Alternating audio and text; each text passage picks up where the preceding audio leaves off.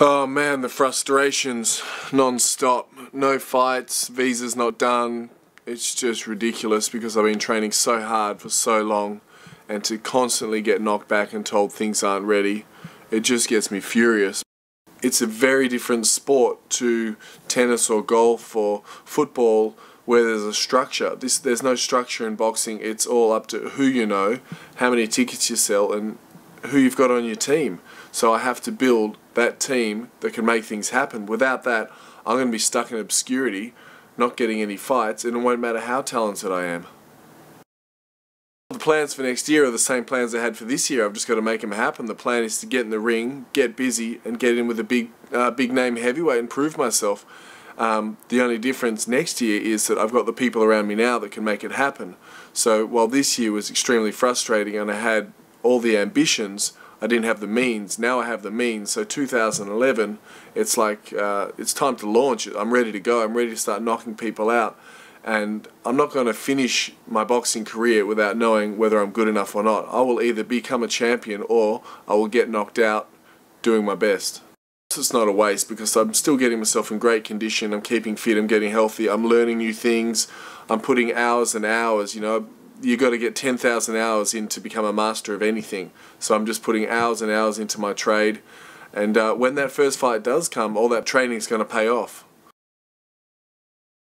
Whether it's California or Florida, wherever I'm training, I really enjoy it. Nice people, nice weather. It's where I need to be. And the best thing is being around other fighters, especially the fighters at a top level, because I'm inspired by them and I can see them getting the big money fights and getting on TV, and it just seems so much closer to me and more achievable when the guys I'm training with are doing it. And despite all the frustrations, I haven't lost focus of the main goal, which was to come here, fight, and become the heavyweight champion of the world. And it's not happening as quickly as I'd like, but it's still going to happen. It's just going to take more time.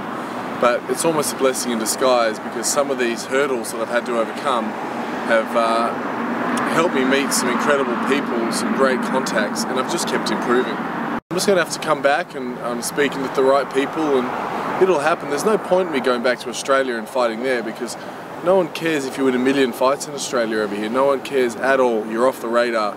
Unless you're winning over here, it means nothing. So I need to be here. I need to be winning here. I need to be making the contacts, and I want to get on American TV. That's the big key for me. And lastly, you might have a fight coming up in January? Maybe January 29 in Detroit. Massive card. I'll just be on the small parks. It's my first fight in a long time. And you know what? I'm sick of telling people I've got a fight lined up because 99% of them don't happen, and there's some reason it doesn't happen. So I'm just going to keep training, and when it does happen, it happens. And when it does start happening, it's going to happen very quickly. So I can't sit around getting fat and lazy like a lot of these other fighters in between fights. I've just got to keep in the gym. I've got to out-prepare people. There's a lot of talented guys out there, talented heavyweights, but they're lazy. So for me, it's work ethic, sacrifice, dedication. I just got to keep at it.